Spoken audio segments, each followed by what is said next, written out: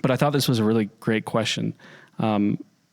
We are hearing a lot about self-care and taking care of yourself and loving yourself, which I think is important. But what are signs for when self-care goes too far and has moved into you simply just being selfish?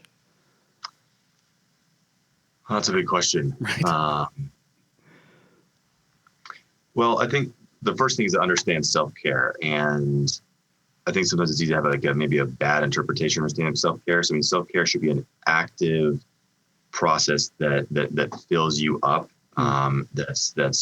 It takes work. It's not checking out. It's not avoiding. It's, exercise takes an intentionality and,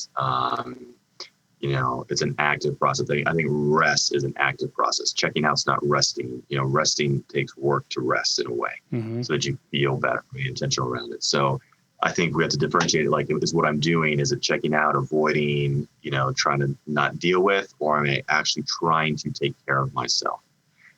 So I think that would be one. I think when it starts to bleed into, when it starts to feel selfish, then I'm questioning like the motivation or, is it really self-care?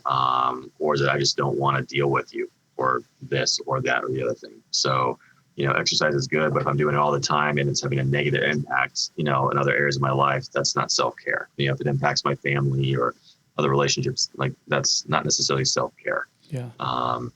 So I think there's always a sort of like dark side to where this thing that's good can turn and it feels actually like, is this really helping me? Is this doing good things for me?